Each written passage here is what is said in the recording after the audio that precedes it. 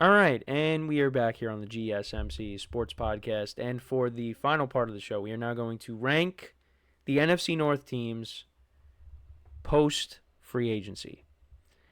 And this division is very hard to rank.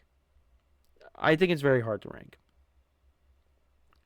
because you have to put a team last, and all these teams. I think next year, all these teams can make the playoffs. Last year showed me how good of a coach Kevin O'Connell is. Got a lot out of Sam Darnold. Also, the Vikings had a good team. That roster also played a role too. Um, I think the Lions regressed a little bit because they not because of the players, but because of the coordinators that they lost. Now they did sign DJ Reed from the Jets, which I liked. The Bears, I mean, I loved what they did this offseason. The Packers, I really wasn't a big fan. They didn't really do much. They signed a guard. They signed a corner. They brought in McCole Hardman. But I don't know. We still have the draft.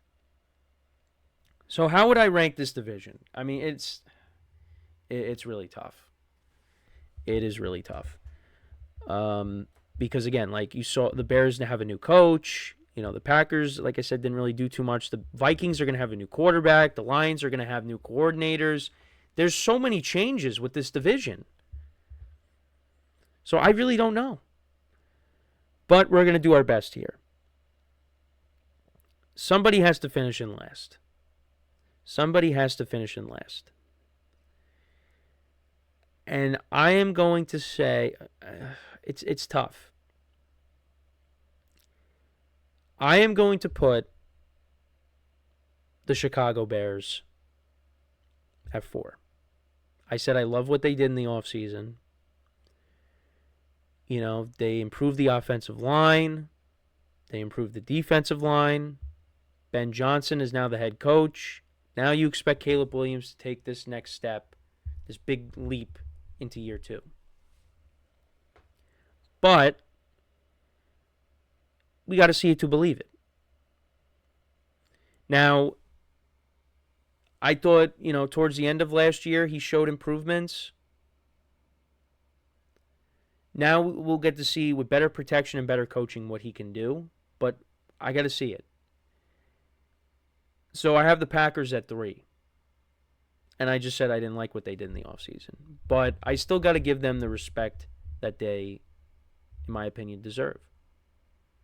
Because, now Ben Johnson's a first-time head coach. All right, Matt LaFleur has been with this team since 2019. And you know what? I didn't know how he was really as a coach until Aaron Rodgers left. And you know what? He is a good coach. He is a good coach. Because the Packers looked like in 2023 they were going to go nowhere. And then Jordan Love got hot. They played well towards the end of the year. They won a playoff game. They made the playoffs last year, but they got bounced out early. I mean, no one was beating the Eagles. No one did beat the Eagles. Jordan Love also wasn't healthy. But I think this Packers team is still a good team. And we still have the draft. For a lot of these teams, we still have the draft. But this Packers team, they still won 11 games. The Bears, they got to make a big jump. Now, as my microphone, I knock into my microphone and it starts jumping. The Packers, Jordan Love, let's see what happens next year. It's a big year for him. If he was banged up last year, if he could stay healthy, I think we'll see a better version of him. They ran the football well effectively last year. And if you can get better protection, and also the defense is, I mean, I don't think the defense is bad. I think it's a decent defense. And they finally figured out their kicking situation with McManus. I mean, let's see what he does in year 2 now. But I still got to put the Packers ahead of the Bears. Now, the Bears played the Packers really tough last year, and they won the last game of the season. And to be honest, I mean, I kind of like the Bears, skill position players a little bit better than the Packers. But Josh Jacobs is the best running back out of what the Bears have with Josh Jacobs is better than DeAndre Swift. We'll see if the Bears get Gentry. Imagine that. I don't think so. But the Bears, I think, could definitely take a quarterback. That definitely, or quarterback. Running back. But I'm still going to give the Packers the respect. I'm going to put them at 3, although I don't feel great about it. At 2,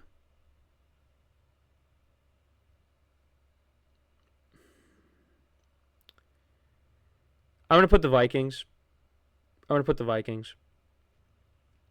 They're going to have a new quarterback next year. J.J. McCarthy is going to be the starter, we would imagine. They improved the offensive line. They added to the defensive line, added a couple of interior guys, Jonathan Allen and Javon Hargrave. It's a very good roster. And Kevin O'Connell got a lot out of Sam Darnold last year. Sam Darnold had a very good year.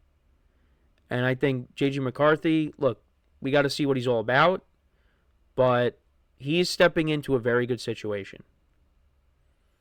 And I think, with what he has around him, he should be able to go out there and be successful. And if not, well, then the Vikings have to find a new quarterback. But, I think he could succeed with what he has. So, yeah, and the Vikings won 14 games last year. Didn't expect that. I don't think they're going to win that many games again. Might be a little bit less, but I still think this is probably the second best team in the division. You could say it's first with the roster. I think they have the best overall roster. But I am still going to give my respect to the Lions. Even though they lost their coordinators, both of them, that could be an issue. But I'm still going to give them respect. I mean, they got talent all over the place. Aiden Hutchinson's going to be coming back, and you hope he's healthy. And on offense, they got a solid offensive line. Jared Goff played well last year. They got one of the top receivers in Amon-Ra St. Brown. The running backs, Montgomery and Gibbs. Jamison Williams took a step forward. Sam Laporta.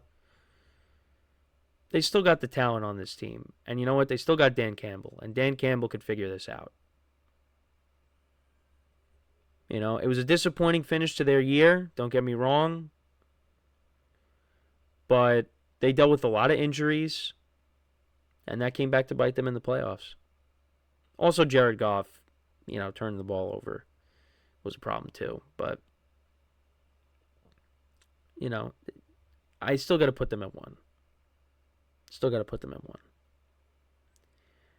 Again, it was very hard to rank these teams because, again, you got to put someone last. And, you could make an argument for a lot of these teams, for these teams. You could put the Packers last. The Bears, you can move them up to 2. There's a lot you could do. But this is going to be the games next year in the NFC North are must-see TV. Seriously.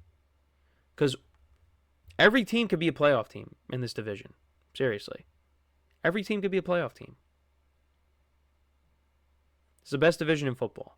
I was saying it constantly that it was the NFC North. Now it's or the AFC North. It's the NFC North. NFC North is the best division in football right now.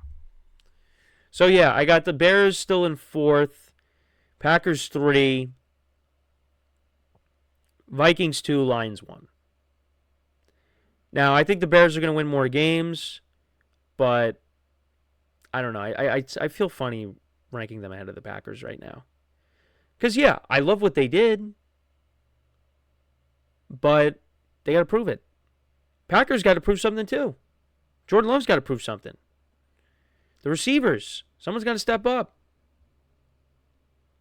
They got to get the passing game has to look better next year. It does. So that is my opinion on that. But that is pretty much it for the show for today. Thank you guys for tuning in. Tomorrow we will cover. I think we'll go with the division rankings. We'll talk about the NFC South. The NFC South we'll do next, and then Monday we'll start. We'll do the NFC West, and then the remaining days we'll do the divisions in the AFC, and then that'll be it. And then the following week is draft week. Can you believe that? Yeah. And that's gonna make April fly. But yeah, so that's what we're gonna be doing next week with the final segments here. NBA playoffs are coming up. I know I keep saying it, but they're coming up. NHL playoffs are coming up. We'll continue to talk about the Western Conference because things can change overnight. Any big news in baseball we'll cover. But yeah, no, it's there's a lot going on. There's a lot going on. With playoffs coming up and the draft. So, but yeah, appreciate you guys always supporting the show, tuning in. Make sure to check out all of the other shows as well on the network. Got some new faces, of course. So check out those shows. And also the shows that, the old faces that you're used to as well. Make sure to leave a like, comment, and subscribe to both YouTube channels if you can. Really help us out. And yeah, appreciate you guys' support each and every day doing the shows here. But yeah, so that is it from me. Until next time, I'm Kenneth Grunfelder signing off from the GSMC Sports Podcast brought to you by the GSMC Sports Network. Have a good day, and I will talk to you guys tomorrow. Take care.